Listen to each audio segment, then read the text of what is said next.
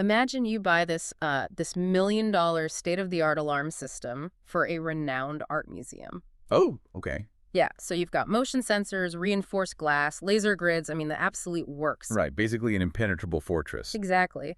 But then, on just a random busy Tuesday morning, the art thieves don't even try to hack the system. They just call the front desk. Wow. Just a simple phone call? Yeah. They pretend to be the alarm company. They politely tell the security guard that they need to run a routine maintenance test. Oh, no. And they just ask the guard to temporarily switch the system off. And the guard, who is just trying to be helpful and do their job, just complies. Because the technology wasn't actually hacked at all in that scenario? Right. The guard's trust was hacked. And welcome to today's deep dive. That analogy perfectly captures the whole paradigm shift we're exploring today, honestly. It really does. So today, for you listening, we've got a fascinating stack of sources to unpack. We are looking at a really comprehensive internal blog package, plus a compliance framework. And this is specifically designed for Canadian dental practices, right? Exactly, yeah. And the entire focus of these documents is on privacy and security awareness training. But the mission of our deep dive today isn't just about dentistry. I mean, it applied to that, but it's much bigger. Oh, absolutely. We are going to uncover why a privacy law that was written over a quarter of a century ago is suddenly the absolute linchpin for modern cybersecurity. Yeah, and we're exploring this really fascinating paradigm shift.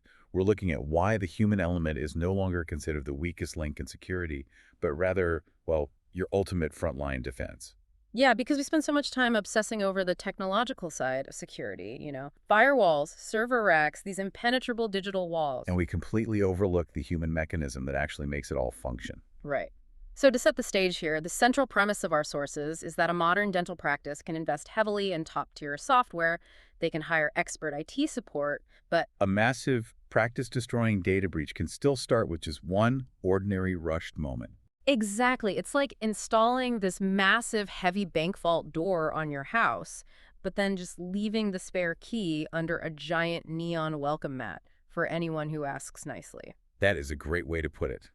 The contrast between the sophisticated tech we buy and the really mundane ways it actually gets compromised is just striking. So before we even look at the hackers, we really have to look at the rulebook. Right. Because the source material emphasizes transitioning away from this idea of purely tech-based security and instead looking at the actual legal expectations placed on healthcare providers. Yeah, and the framework leans really heavily on Canada's federal private sector privacy law. Which is PIPEDA, right? Yes, PIPEDA, which, for those who might not spend their weekends reading legal statutes, stands for the Personal Information Protection and Electronic Documents Act. Rolls right off the tongue. Doesn't it? But specifically, the sources point to Schedule 1, Principle 1 of this act. And that's the one about accountability. Exactly. The accountability principle. It explicitly requires organizations to train their staff on privacy policies. It's not optional.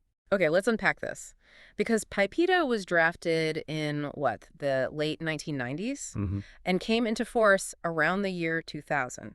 Yep, right around the turn of the millennium. We're talking about an era when people were still using dial-up internet. Like, flip phones were cutting edge. Pagers were still a thing in hospitals. Right. So why is there such a massive, urgent push for this specific legal principle right now? Like, are we really leaning on a 25-year-old law to solve a 2026 problem? It sounds counterintuitive, I know. And beyond that, aren't humans just inherently the weakest link when it comes to technology? Like, why rely on people at all if they make so many mistakes? Okay, so that is the exact myth our sources are actively trying to dismantle today. The weakest link myth. Exactly. Calling humans the weakest link is just a total trap. It implies incompetence or like it's a design flaw in human nature. Right, like we're just fundamentally bad at computers. Right. But the compliance framework reframes this entirely, and it bases this on how modern threat actors actually operate. People aren't the weakest link. They are the most targeted link. Wow, okay, that feels like a massive psychological distinction. It changes everything. I mean, think about the mechanics of a bustling dental clinic. Cybercriminals understand this environment intimately. They know how chaotic it is. Oh, completely. They know the front desk staff, the dental assistants, the hygienists. They are incredibly busy. They're juggling ringing phones, processing insurance claims, calming down anxious patients. Sterilization schedules. Exactly. They are operating under immense time pressure every single day. And under time pressure, your brain just works differently. It does. The executive functioning part of the brain, the part that handles slow, careful, logical analysis, it basically takes a back seat. Because you don't have time for slow and careful. Right. Under stress, the brain relies on cortisol-driven instincts to just get things done quickly. And in a healthcare setting, what is the primary instinct? I mean, it's helpfulness, right? You want to help people. Exactly. Helpfulness. People who work in clinics generally want to solve problems for others, and cyber criminals weaponize that exact helpfulness. So they manufacture a sense of urgency. Yes, they force that helpful instinct to just completely override logical caution. So the 25-year-old law actually holds up beautifully then, because while the tools have evolved from, fax machines to cloud servers. Human neurology hasn't changed at all. Right. If we connect this to the bigger picture, Pipeta's accountability principle isn't about having a privacy policy sitting in a dusty binder on a back office shelf. Nobody reads those anyway. Exactly. The law and the regulators who enforce it, they expect real-world dynamic application of these rules. Like in the actual day-to-day workflow. Yes. Accountability has to be alive at the front desk when verifying a patient email. It has to exist in the operatories when a digital chart is left open on a screen. Or even how staff send text messages to patients. Absolutely. Personal health information is uniquely sensitive. The law recognizes that a passive firewall just isn't enough anymore. You need active, human-led safeguards. So if the law correctly assumes humans are the primary target, we kind of have to look at the bait they're using, right? If the firewall is mathematically impenetrable, how exactly are these criminals getting a really smart, capable dental assistant to basically hand over the keys? Like, what do these attacks actually look like in the real world of a fast-paced clinic? Well, the framework cites the Verizon 2024 Data Breach Investigations Report to put some numbers to this. Okay, the Verizon report. That's a huge global benchmark. It is. And it found that the quote-unquote human element is involved in a staggering 68% of breaches. Wait, 68%? Yep. More than two-thirds of the time, a breach involves a human being taking an action rather than just some software system failing on its own. And the Canadian Centre for Cybersecurity backs that up too, according to our sources. They absolutely do. They explicitly recommend employee awareness training as a first line of defense for small and medium organizations, like not better antivirus software, the actual employees. Which means we need to completely elevate our understanding of the threat. We have to drop that tired pop culture trope.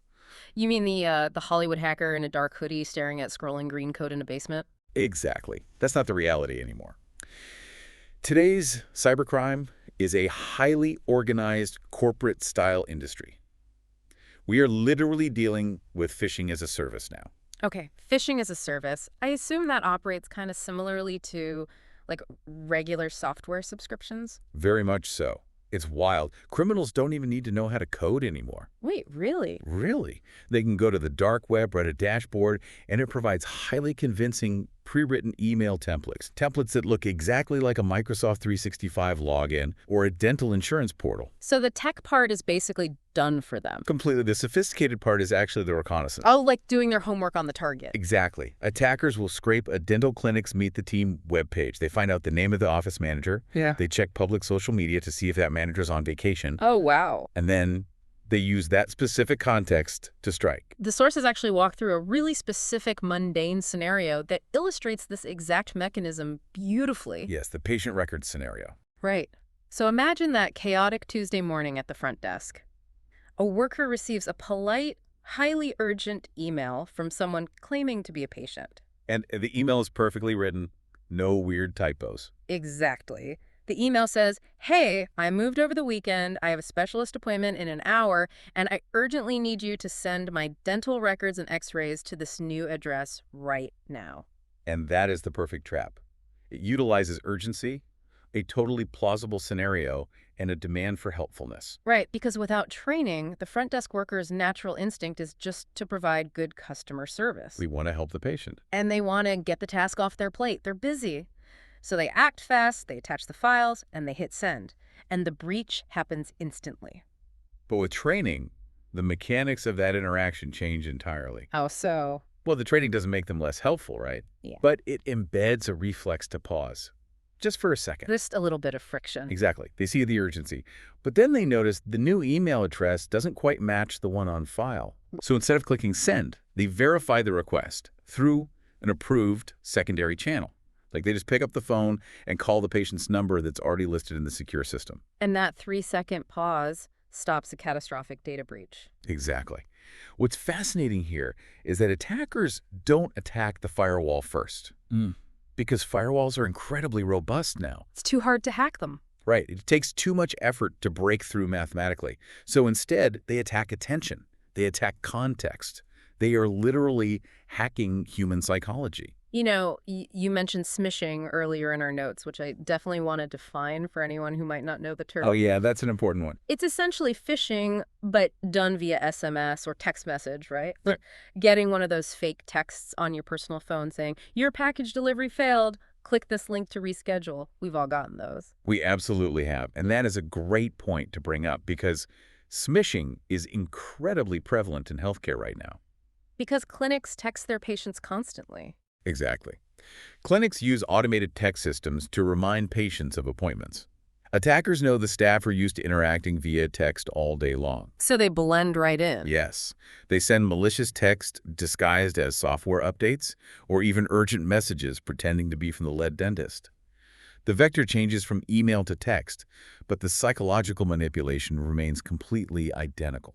Okay, so if the ultimate defense against all of this is teaching that 3-second pause, how does a practice actually prove to a regulator that they are doing it right? Proving it. That's the tricky part. Because the legal landscape described in these sources is intensely complicated. I mean, we mentioned PIPEDA, which is federal, but the Office of the Privacy Commissioner of Canada notes that provincial laws also apply. Yes, and they overlap significantly. Right, so the legal web is just a mess. It is complex, but understanding that overlap is crucial for compliance. Depending on where a clinic is physically located, the rules shift. If you're operating in Ontario, for instance, you're dealing with FIPA. Which is the Personal Health Information Protection Act. Right. And then there are substantially similar provincial laws in Alberta, British Columbia, and Quebec. Okay, I have to stop you there because expecting a small-town dental clinic to memorize the nuances of overlapping federal and provincial data laws, that sounds impossible. It does sound like a lot. Are we really expecting, like, dental assistants to become legal scholars just to verify an email? No, they absolutely do not need to be legal scholars. And that is exactly where the compliance framework becomes incredibly valuable. Okay, how does it simplify it? Well, think of PIPEDA as the big federal umbrella that just says, be accountable with private data. Broad strokes. Right. But if you are a clinic in Ontario handling a patient's x-ray, FISPA steps in and says, here are the specific localized health-related rules for that. Got it. The framework translates all that confusing overlap into just a single cohesive standard of secure behavior. So just one set of rules for the staff to follow. Exactly. If an employee handles payroll data, they might fall under federal rules. If they handle patient charts, provincial rules. But the training teaches one unified protocol for handling all sensitive data safely. And doing that satisfies both sets of laws simultaneously. Precisely. You don't need a law degree, you just need good daily habits. Okay, let me push back on another aspect of this, though.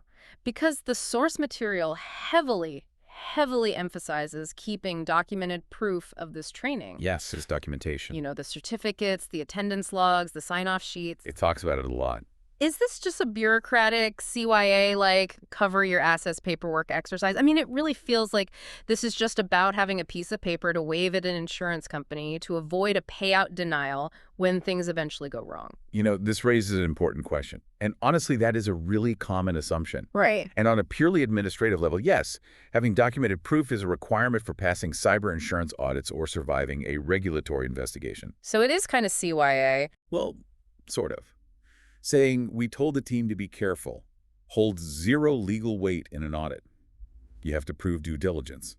But if you look closer at the framework, the documentation is actually doing something much more profound. Like what? It is the structural foundation for a cultural shift within the clinic. Okay, wait. How does a literal sign-in sheet change office culture? It moves a practice away from a culture of fear to a blame-free reporting culture. A blame-free reporting culture. Okay, explain that. When a practice formalizes training to the point of documenting it, they are setting a very clear public expectation. The leadership is acknowledging to the whole staff, hey, we know these attacks are sophisticated. We know you are actively being targeted, and we are giving you the tools to spot them. Because eventually, despite all the tools, someone is going to fall for one. The law of averages basically guarantees it. Inevitably, someone will click. Yeah. But when an employee in a fear-based culture accidentally clicks a bad link, what do? They panic. Yes. Their instinct is to panic, close the window, and just pray nothing bad happens. They hide the mistake. Right.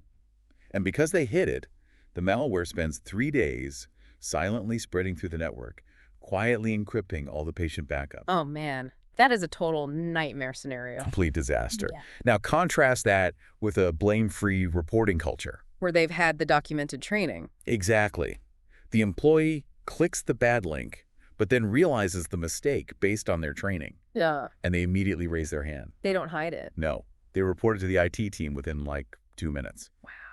And because it's caught so fast, the IT team isolates that single computer, removes it from the network, and the clinic barely experiences a hiccup. So the training teaches that fast reporting is the actual goal, not flawless perfection. Exactly. And the documentation proves that the leadership has actively fostered that safe environment. That makes the whole process feel much less punitive, actually. It's meant to be empowering, not punishing. So, moving from the legal theory to the practical reality of actually implementing this on a Tuesday morning, how do you actually train a busy dental team without just drowning them in legal jargon or turning them into amateur cybersecurity analysts? Well, the framework defines what good enough looks like, and the parameters are highly specific so it doesn't become overwhelming. Okay, what's step one?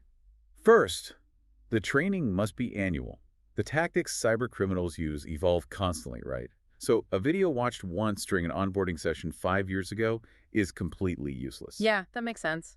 The sources also insist the training must be dental specific. Like you can't just buy a generic off-the-shelf corporate module. Absolutely not.